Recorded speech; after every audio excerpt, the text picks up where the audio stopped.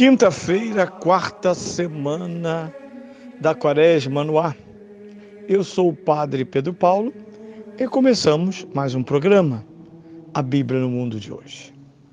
Hoje continuo, como nas duas quintas anteriores da Quaresma, lendo e comentando a última mensagem quaresmal 2012, proferida pelo então Papa Bento XVI, emérito e falecido, no ano passado, fim do ano passado. É uma mensagem que tinha como base prestar atenção ao irmão. E o último trecho da quinta passada, o Papa chamava atenção para a solicitude pelo bem espiritual do irmão.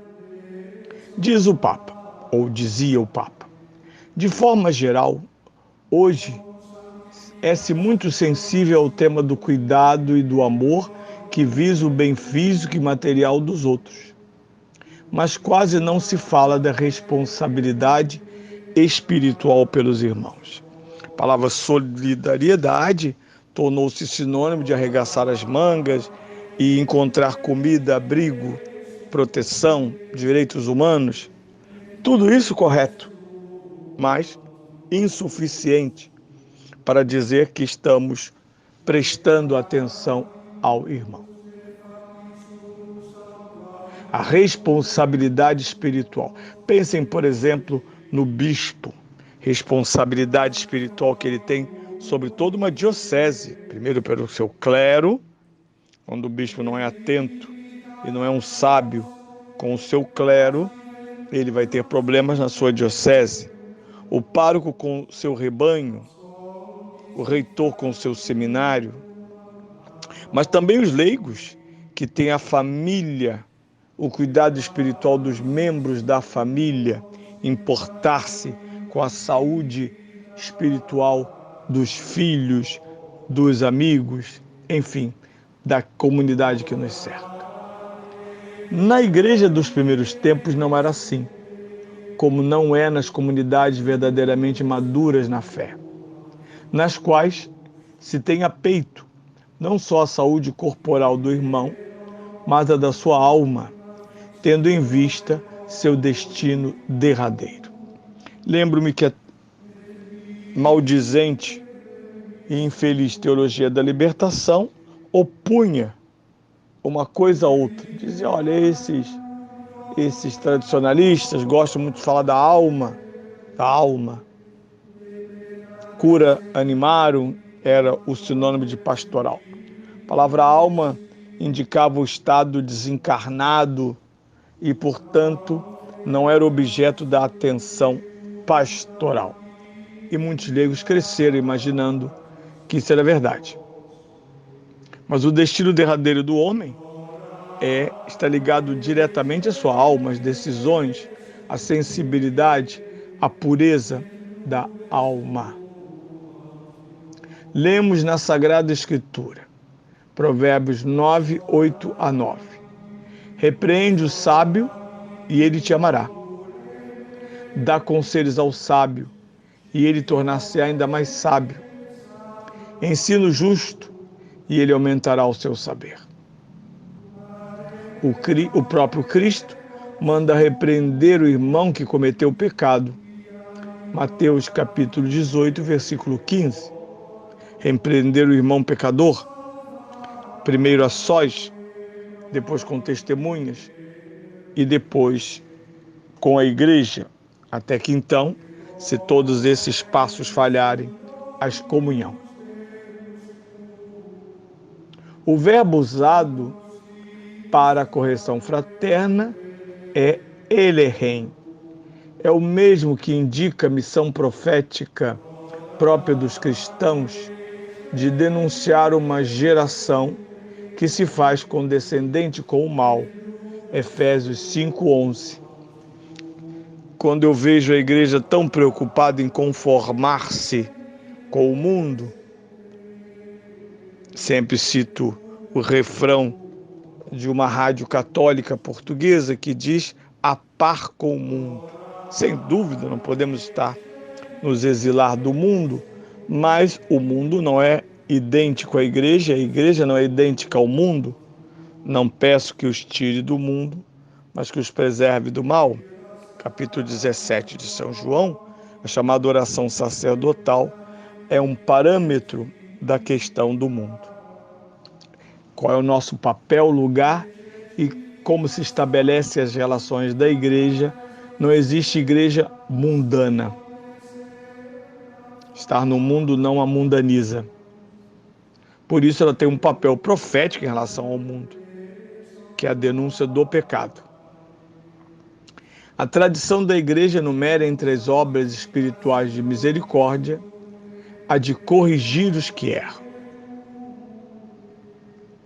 É importante recuperar essa dimensão do amor cristão. Vejam, corrigir como obra do amor cristão. E nós sabemos que não é tarefa fácil, porque se Provérbios diz que o sábio, o inteligente amam a correção, os nécios não. Odeiam ser corrigidos. Quer arranjar um inimigo? Corrija o ignorante. Não devemos ficar calados diante do mal. Hoje talvez esse seja o grande problema, muitos calados diante do mal. É bem verdade que há um despertar em muitos ambientes da igreja contra os males que afligem o clero, que afligem a liturgia e afligem a própria ação pastoral da igreja, as campanhas da fraternidade, com sua discutível identidade e tantas outras coisas. Não calar-se diante do mal, diz o Papa. Penso aqui na atitude daqueles cristãos que preferem, por respeito humano ou mera comodidade, adequar-se à mentalidade comum, em vez de alertar os próprios irmãos contra modos de pensar e agir que contradizem a verdade e não seguem o caminho do bem. Acomodar-se. Agora a palavra de ordem é respeitar. Você tem que respeitar. Então você tem que respeitar a mentira sobre a mulher, sobre a identidade sexual, sobre a ação da igreja, sobre os valores que a igreja tem. Cada vez mais somos chamados ou pressionados ao silêncio para que algumas falsas afirmações soem sem contraste. E isso não é possível, diz o Papa. Não é possível.